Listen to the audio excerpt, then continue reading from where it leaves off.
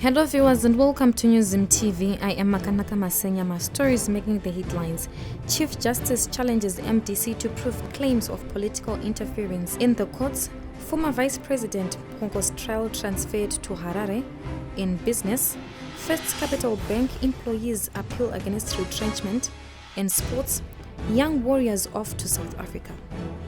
News in detail. Chief Justice Luke Malaba has challenged those accusing the country's judiciary of being manipulated by politicians to produce such evidence to support their claims.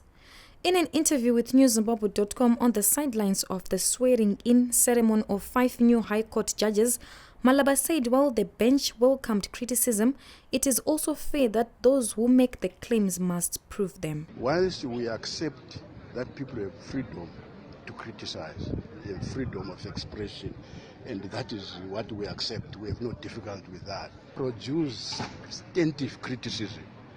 In other words, produce evidence which shows that there has been a departure from an objective, constitutionally entrenched standard. The MDC in particular has accused the judiciary of being captured by President Emmerson Mnangagwa and his administration. In the past few weeks, the opposition has expressed anger at the arrest and detention of its senior members, as well as the jailing of Mtabazinduna traditional leader Chief Felix Hlahlayama Ndiweni.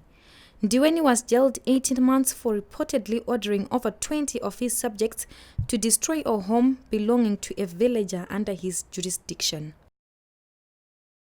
The Zimbabwean government has called on South African authorities to urgently address what it says was the senseless and barbaric attacks targeted at fellow African migrants by South Africans. This comes after renewed xenophobic attacks, which began on Sunday and spilled into Monday, left 5 people dead, shops run by foreigners looted, and property destroyed. South Africa has struggled to restrain some of its militant citizens against attacking foreigners. Another outbreak in 2008 left over 60 people dead, including Zimbabweans.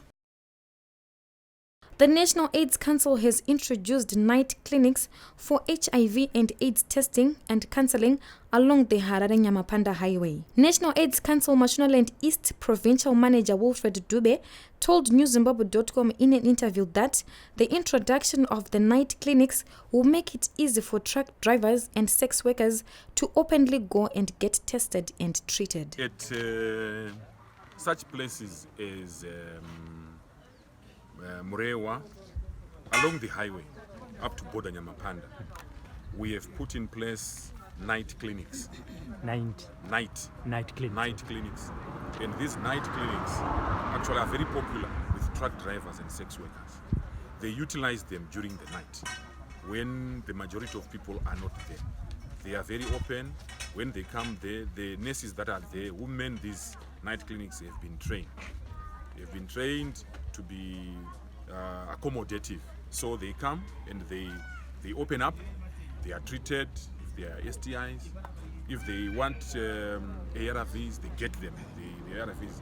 If there is information that they would want to get from the clinics during the night, then there is enough time even for them to get the services that they want. Truck drivers and sex workers are said to be major drivers of sexually transmitted diseases and HIV and AIDS, especially in border towns, with NAC intensifying efforts in fighting this. In the courts, former Vice President Phelekezela Mpoko on Wednesday appeared before Harare Magistrate Hosea Mjaya for his routine remand after his case was transferred from Bulawayo Court. Mpoko faces criminal abuse of office charges he allegedly committed back in 2016 when he was still in government.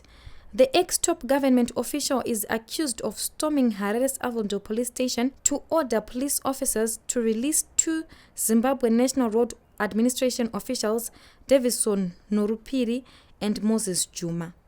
The 2 had been arrested by the Zimbabwe Anti-Corruption Commission for criminal abuse of office. In business, at least 56 former First Capital Bank employees who were recently retrenched have approached the Labour Court seeking a review of the manner in which the financial institution handled the exercise. According to court papers, the employees alleged that the financial institution did not follow the procedure in handling the retrenchment exercise, resulting in a decision being made prematurely in contravention of sections of the Labour Act. It is the workers' contention that on the 9th of August 2019, First Capital Bank communicated to the Works Council of its intention to retrench some of its employees on the basis of a restructuring and rationalizing exercise. They said that on the same day, the bank delivered individual letters notifying the applicants of the impending retrenchment. I joined Diaspora Funeral Police when my father passed away. Without them, I don't know where I could have started with all the things I covered for the funeral. For me, to be honest, Diaspora Cash Plan, it was very easy, good transaction. It was only a matter of a phone call. Then they said they would do everything the rest.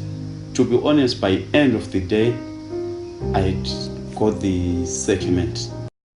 We end with sports. The Zimbabwe national under-23 football team left for South Africa this Wednesday afternoon ahead of a crucial first leg AFCON 2019 qualifier to be played on 6 September at Orlando Stadium. Coach Tondera Indiraya had 2 training sessions with a provisional squad of 26 players before trimming it to 18.